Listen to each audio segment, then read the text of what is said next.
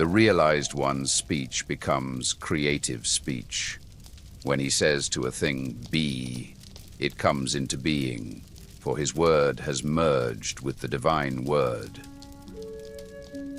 For over 1,000 years, a secret has been preserved in fragments. The knowledge of how human speech can be transformed into divine command. While Hallaj's execution in 922 CE made him an icon of mystical martyrdom, the texts that cost him his life contained something extraordinary: systematic methods for achieving what he called creative speech. I saw my Lord with the eye of my heart. I said, "Who are you?" He said, "You." These treatises, hidden by disciples who understood their value, reveal not metaphors or poetry, but precise techniques for consciousness transformation, methods that enable human words to carry the same creative power as divine utterance itself. Letters are the temples of divine presence. When spoken with realization, they manifest what they signify.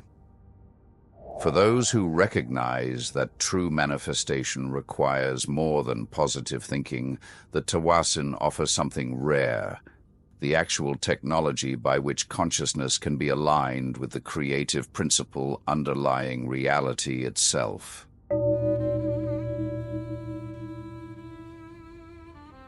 His aspiration preceded all other aspirations. His existence preceded non-existence. His name preceded the pen because it existed before. In the Tasin of the prophetic lamp, Hallaj presents Muhammad not as historical figure but as cosmic archetype, the primordial consciousness that serves as the eternal template for prophetic realization. This Muhammad exists beyond time and geography. He is and was known before created things and existences and beings. He was and still is remembered before and after, and before substances and qualities. For Hallaj, the historical prophet was merely the temporal manifestation of this archetypal awareness, what he calls the original consciousness interface between absolute and relative reality. His substance is completely light, his speech is prophetic, his knowledge is celestial, his mode of expression is Arabic, his tribe is neither of the East nor the West. But Hallaj's innovation goes deeper. He discovered that this cosmic principle is mathematically encoded within the structure of the Arabic name itself, creating what amounts to a consciousness technology accessible through linguistic contemplation. The lights of prophecy issued from his light, and his light appeared from the light of mystery. Nothing came out of the M of MHMD, and none entered into his H, and his H is the same as his second M, and his D is as his first M. His D is his perpetuity, his M is his rank, his H his spiritual state, as is his second M. Hallaj, Tasin of the prophetic lamp. Here, Hallaj reveals the technology underlying creative speech. The 4 Arabic letters, MHMD, function as a mathematical formula for aligning human consciousness with the divine creative principle. Each letter performs specific operations within what he describes as a sealed system that transforms ordinary speech into manifestive power. The 2 memes occupy symmetrical positions, first and third, representing what Hallaj calls rank, maqam, the stable, eternal dimensions through which divine creativity operates. The circular form with openings suggests infinite potential contained within definite boundaries, the template for how human words can contain cosmic power. The central Ha embodies spiritual state. Hal, the dynamic flow that enables human consciousness to channel divine creative force. Its connected curves create the bridge between finite awareness and infinite power. The concluding Tao generates perpetuity, Dawam, the eternal creative principle that enables spoken words to manifest lasting effects in reality. The curve returning to a point creates completion that enables infinite creative renewal. His H is the same as his second M, and his D is as his first M. This reveals the deeper secret, diagonal relationships within the four-letter matrix, the central H connecting to the final M, while the concluding D connects back to the opening M, that create what Hallaj calls merged speech, where human utterance becomes indistinguishable from divine command because consciousness has aligned itself with the cosmic creative template.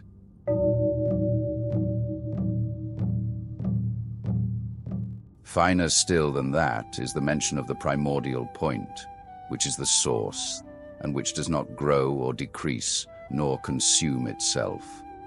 Hallaj, Tasin of the point. Moving beyond letters, Hallaj developed precise geometric diagrams that map consciousness states with mathematical accuracy. His central insight concerned the mystical point, not a spatial location, but a mathematical reality representing awareness beyond all conceptual boundaries. A single, unique point from the circle denotes the various thoughts of the understanding. A single point is itself the truth, and the rest is error. The point transcends the limiting circle of ordinary cognition while serving as its essential reality. This generates Hallaj's distinctive approach. Rather than rejecting conceptual thinking, his geometry reveals how to penetrate to the source from which all concepts arise. The inner circle does not have a door, and the point which is in the center is truth. The diagram becomes a meditation technology. Consciousness approaches through the outer circles, accessible through practice, encounters the doorless circle, reality beyond access and non-access, and recognizes the central point as its own essential nature. The meaning of truth is that from which externals and internals are not absent, and it does not tolerate forms.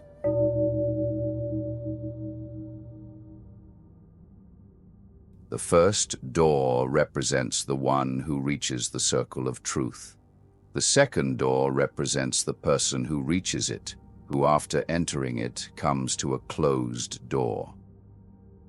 The third door represents the one who goes astray in the desert of the truth nature of the truth. Hallaj, Tasin of the circle. Each circle represents distinct characteristics and challenges.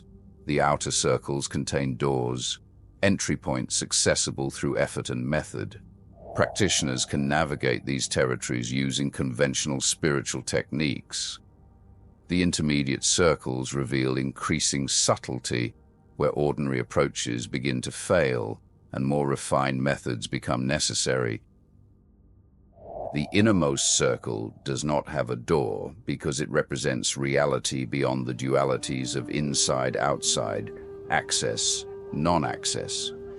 Entry occurs through recognition rather than attainment. He that enters the circle is far from the truth because the way is blocked and the seeker is sent back. The point on high represents his yearning. The lower point represents his return to his point of departure, and the middle point is his bewilderment. The geometry reveals why conventional spiritual effort often fails at advanced stages, what Hallaj calls the bewilderment that signals approach to the doorless reality.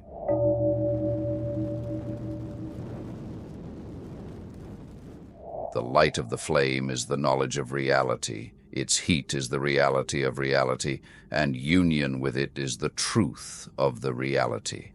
Hallaj, Tasin of understanding. The famous moth and flame allegory, when read carefully, reveals itself as geometric instruction disguised as narrative.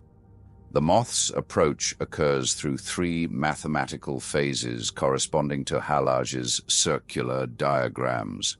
Circling the flame, consciousness attracted to truth but maintaining separation, outer circles with doors. Flying into the flame, direct contact that initiates transformation, intermediate territories where conventional methods fail. Complete consumption, dissolution of separate identity that reveals essential unity, the doorless circle and central point. He was not satisfied with its light, nor with its heat, so he leapt into it completely. At that moment, he was being utterly consumed, reduced and dispersed into fragments, and he remained without form or body or distinguishing mark. The moth's apparent destruction is actually geometric transformation, from separate entity circling the flame to recognition as the flame's own essential nature. He who had arrived at the vision became able to dispense with reports. He who arrives at the object of his vision is no longer concerned with the vision.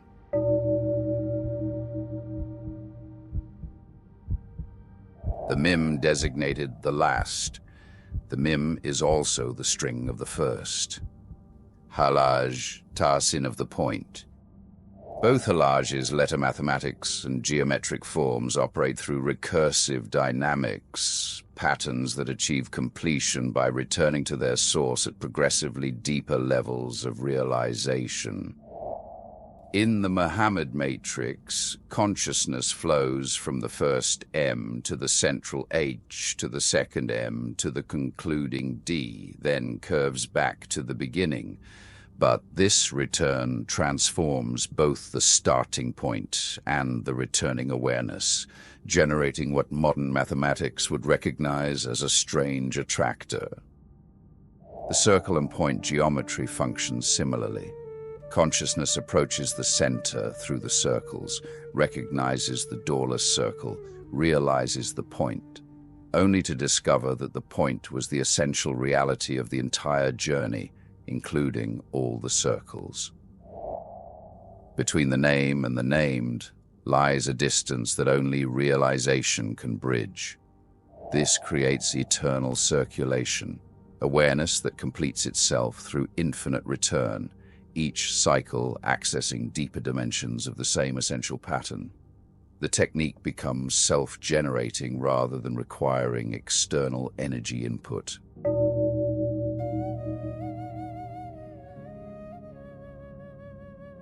Letters are the temples of divine presence. When spoken with realization, they manifest what they signify. Hallaj, preserved fragments. For contemporary practitioners, Hallaj's thousand-year-old secret remains fully operational. The letter mathematics provides the precise method for achieving what he called merged speech, human words that carry divine creative power. The practice involves visualizing the letter forms while allowing consciousness to align with their mathematical relationships. The Muhammad matrix becomes a technology for gradually transforming ordinary speech into creative command, where speaking becomes an act of divine manifestation rather than mere communication. When Hallaj declared Ana al-Haq, I am the truth, he wasn't claiming personal divinity but demonstrating successful activation of this speech technology. His own clarification reveals the sophistication of his method. If you do not know him, then know his signs. I am his sign, Tajalli, and I am the truth. And this is because I have not ceased to realize the truth. Hallaj, Tahsin of before endless time and equivocation. The Arabic word Tajalli means divine manifestation. He had become a transparent location where divine reality speaks through human form. This distinction is crucial. O you who are uncertain, do not identify I am with the divine I, not now, nor in the future, nor in the past. Even if the I am was a consummated Gnostic, and if this was my state, it was not the perfection. Even though I am his, I am not he. Hallaj tasin of understanding. This represents consciousness so perfectly aligned with the cosmic creative principle that divine reality could speak I through the human form, the ultimate achievement of Hallaj's speech technology. The realized one's speech becomes creative speech. When he says to a thing, be, it comes into being, for his word has merged with the divine word. This is the secret preserved for over a millennium. Systematic methods for transforming human speech into divine command through precise alignment with the mathematical structures underlying creation itself.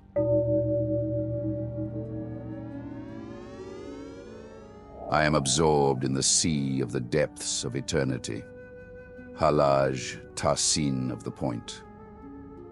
What we've examined represents foundation material from the Tawasin. The complete texts contain additional techniques, including Hallaj's analysis of the 40 purification stations, his controversial interpretation of the Iblis narrative, and his systematic deconstruction of theological language that reveals the limitations of conceptual approaches to ultimate reality. These methods survive because disciples recognize their practical value.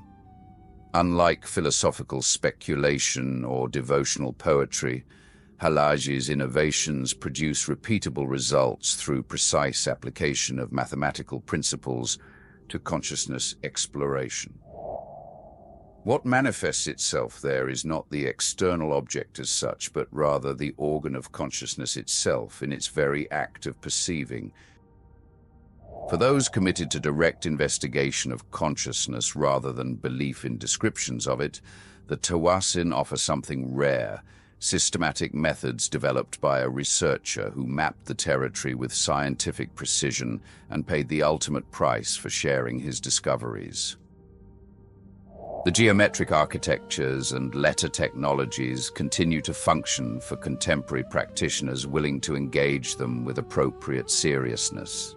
They represent not historical curiosities, but living instruments for consciousness transformation, preserved across centuries for those who recognize their value. Between the name and the named lies a distance that only realization can bridge. The lamp that appeared from the light of the unseen continues to illuminate consciousness through these mathematical forms, its structured light available to any awareness capable of receiving its precise frequency.